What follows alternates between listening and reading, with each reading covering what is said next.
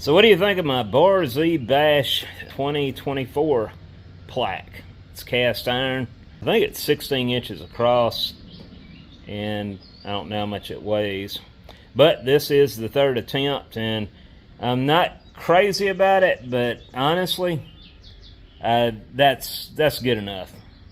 I'm going to be putting it in the kiln and letting it stress relief, getting it up to about 1375, and then letting it cool down. And when I do that, it's going to look entirely different.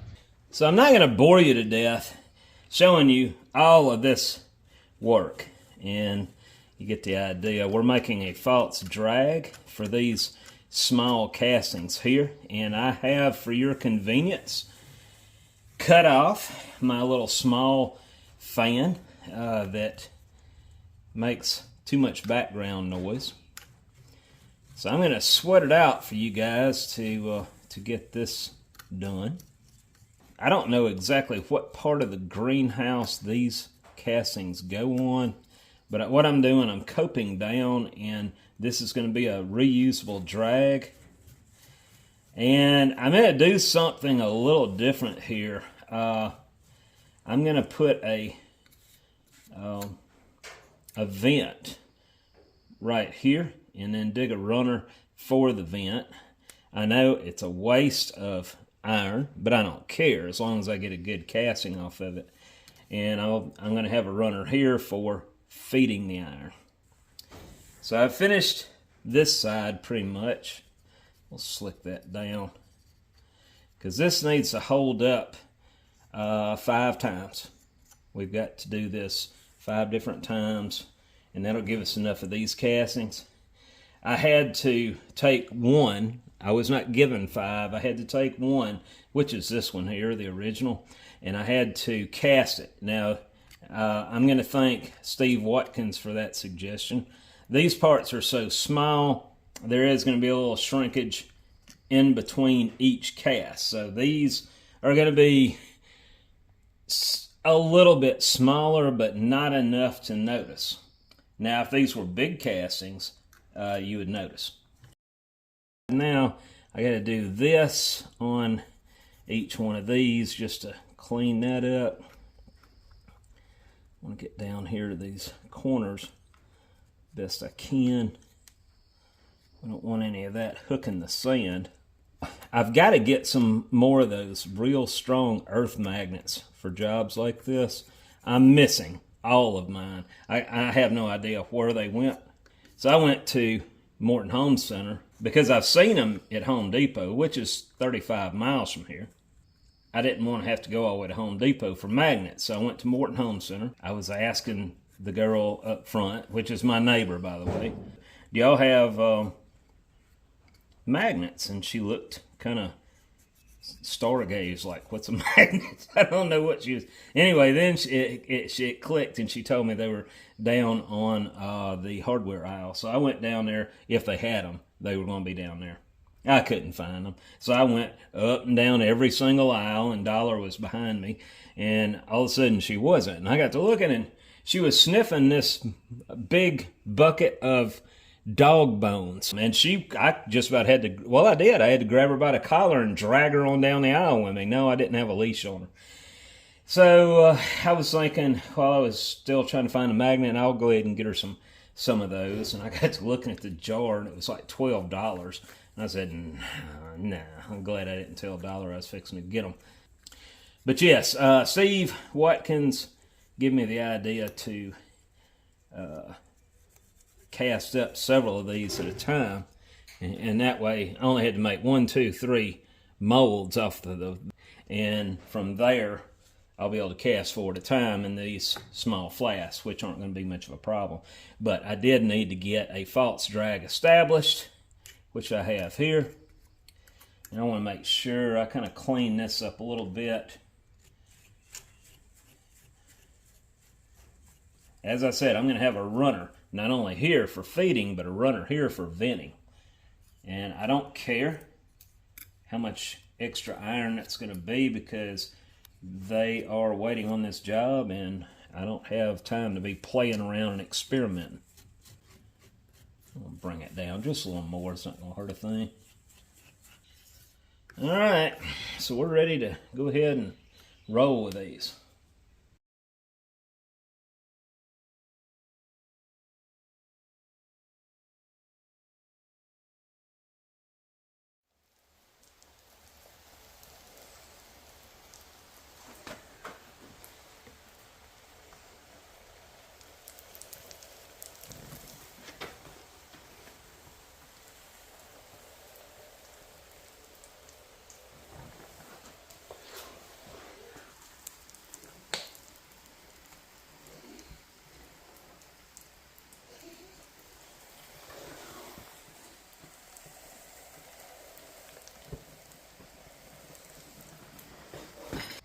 If you're wondering why I banked this up, I don't normally do that, but if I have a pattern that is close to the edge of the flask, when it's that close, it's got a very high potential to blow out the sides.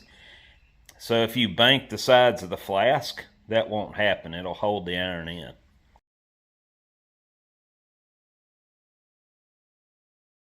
I've already knocked these out. These are the small castings that they needed, and this is one of the patterns. And he needed 20 of these cast, so I only have 20 here. I need to make one more, and I'll just make that in one of the other molds with something else. But anyway, yes, we have these done for the most part. I'm trying to start off with the highest volume and work my way down to the lowest volume. We got to have 2 of these cast, and we went ahead and round one up. And I still got to do some grinding cleanup on it. I'm not quite a bit there. And, you know, unfortunately, these are not patterns. They're actual castings. And I'm doing my best, even with extra clay in the sand, to try to keep the mold together as I pull these out. But it is still taking plugs out. And the reason that broke out was apparently I've got some, oh yeah, I can feel it. I got some high spots or low spots right there that are catching the sand, and that's what caused this right here. We got one more to go, and honestly, I'm probably just gonna use the rotary file on that and take it down, and then on this, I'm gonna hit it with a rotary file. Actually, some of that goes below the surface. So, and I don't know if this is visible on the ends. I had to put a riser right there. Of course, it doesn't go below the surface, but you can definitely tell the finish deviation. But if they're going to put enough paint on it, it's not going to matter anyway. I realize it's been a while since I put a video out, so I'm going to take a little time right now to kind of catch you up to speed on what's been happening. Of course, we are still working on the construction part of this, from the drywall to the plumbing to the electrical, and Eddie's been coming out here a lot to help me, and then there's some days he just has to have a break, and I don't blame him. And it's getting hotter, so it's a lot more difficult to function, especially in that part of the building right now. We have the insulation up all the way around on all the walls, but the ceiling is just bare tin. And after 1, 2 o'clock in the evening, it starts getting brutally hot in there. I'm in a pouring bay, and it's cooler here than it is in there. The good thing is we have made some small steps towards organization.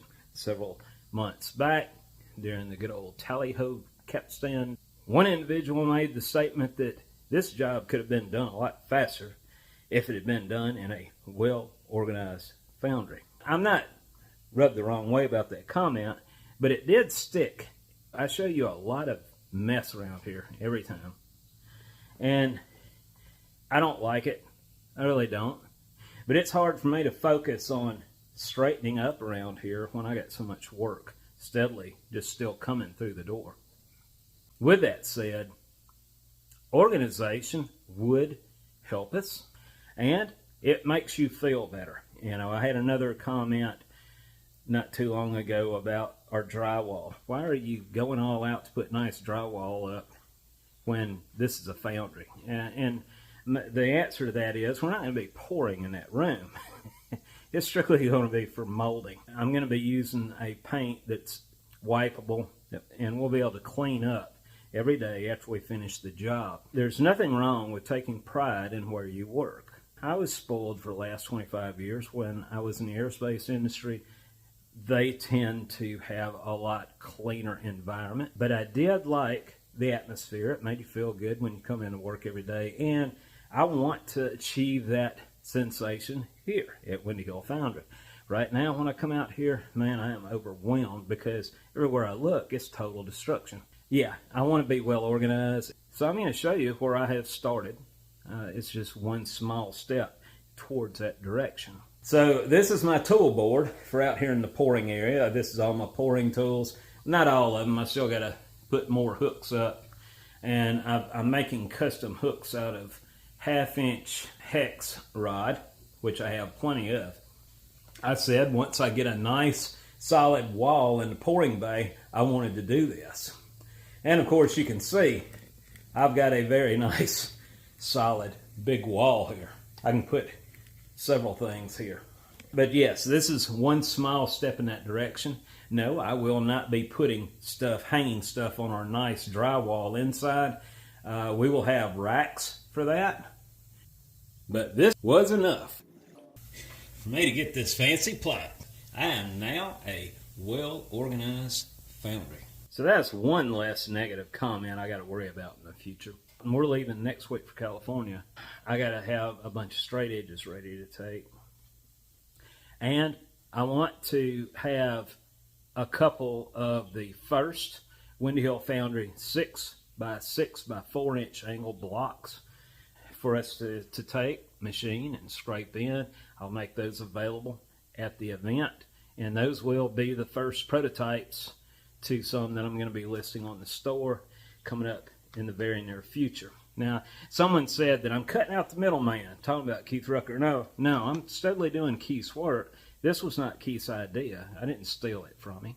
This is my idea. I've always wanted to do that, and I'll tell you right now, I've got some vices that I'm designing that I'd like to eventually get out the door. But that's for another time and another discussion, because I wanted to feel it out and see how you guys would feel if these were made. They will be Windy Hill Foundry vices, but I was thinking about having them done at my neighboring foundry because of several reasons. They can pour ductile iron, and I couldn't keep up. If I'm going to try to keep the price down to where it's affordable for you, I want to be able to make a good American-made vise available with my own signature on it, of course, to you.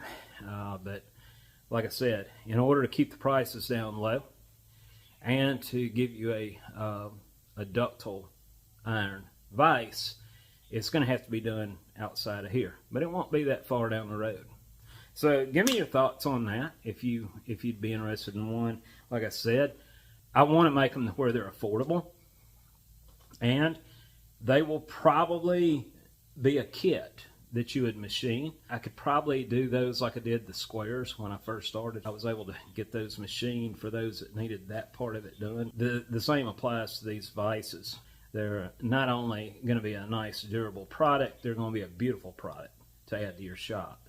But the end result is they're still cast here in Mississippi. They're just not going to be done right on Windy Hill. And the angle blocks are the same way.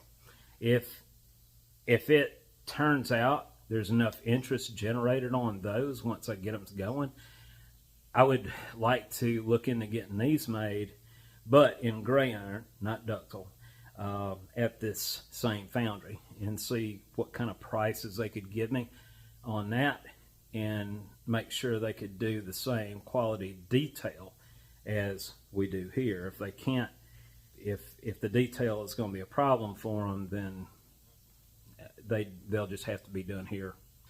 But we'll see. I don't think my kiln's supposed to be doing that.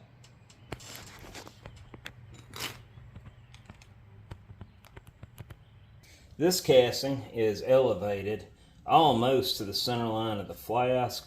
I'm going to fill, just loose fill this side and finish out the upper half. The upper half is going to actually be the false drag. So we'll flip the flask like this. Yep. And let me get some sand mold, and I will probably feed it here and here, and then vent it right there.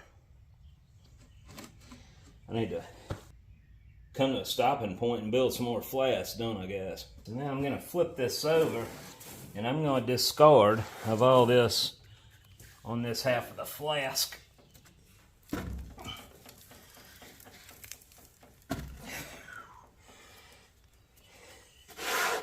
And I'm going to save everything on this side.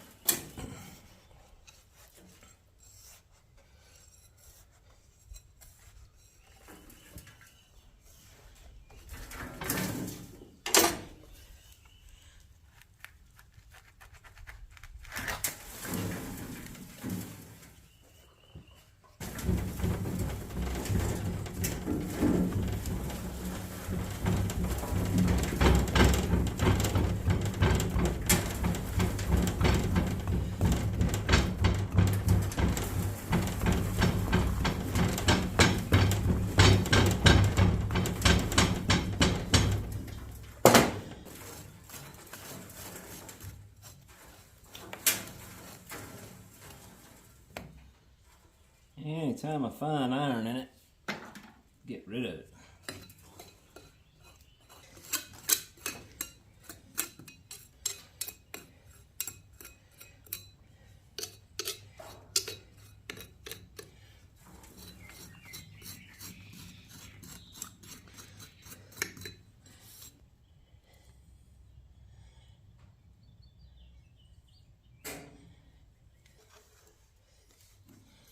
Compress this down and glaze it best I can, because we have to use this 4 times.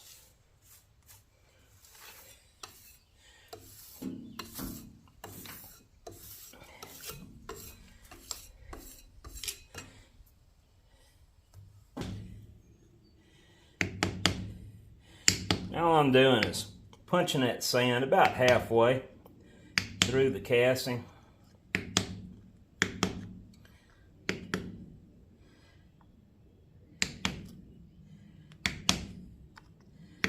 It's probably not going to pull out, but you know, if we can get a partial hole there, we might be able to chip it out later. I don't know.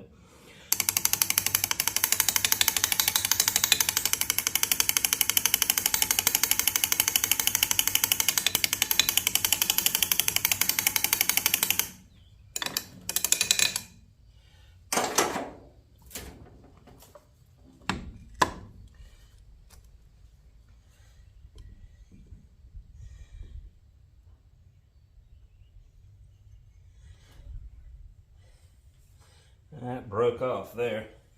I figured it would. For the most part, that looks pretty good.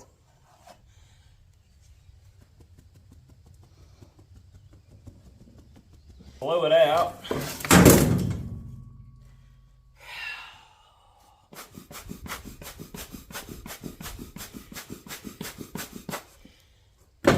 Well, great.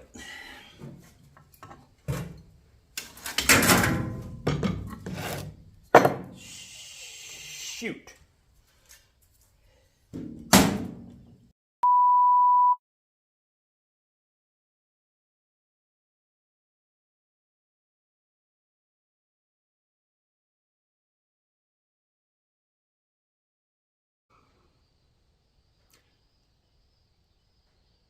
So I'm going to go ahead and stop right here and re-glue that casting. By the way, oh shit.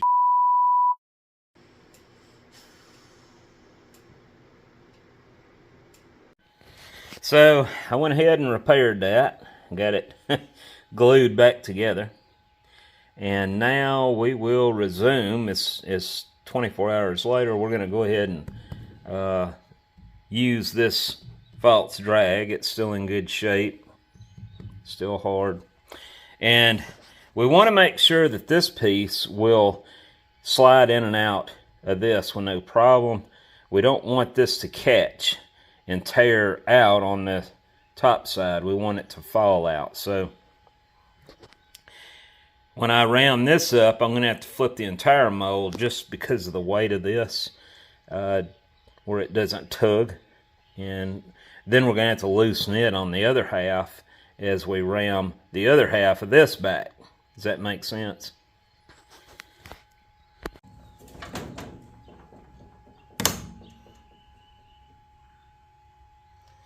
Yeah, that should come up out of there with no problem.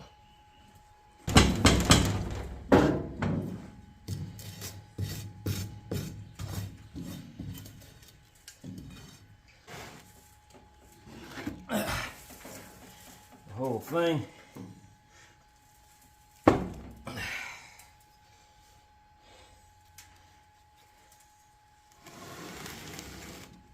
That casting is going to stay in place.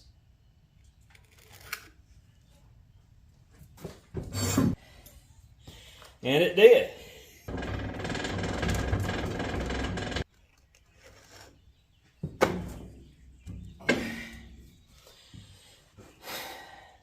It's not perfect, but that'll do.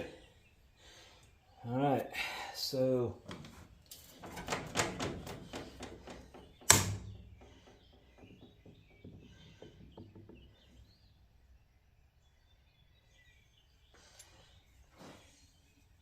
I'm going to lay this in a safe space where I don't break it again. 1 down, 3 to go.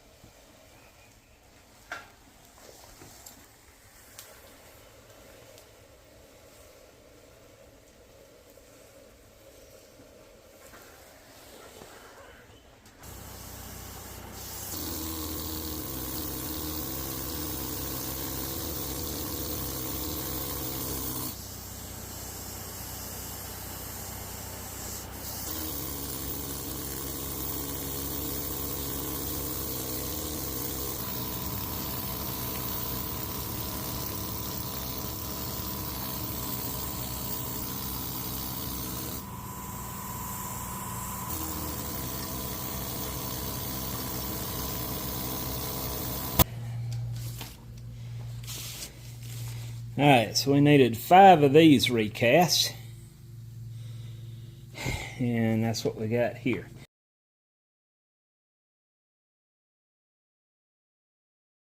These that we're looking at now, they need 2 of these originally, but they changed the count to 4. So we got 4 of these, and I've got to recast 1 of them. This one right here has some voids in it, inclusions. So anyway, guys, until I see you on the next video, I hope y'all have a good day, and I'll talk to you later.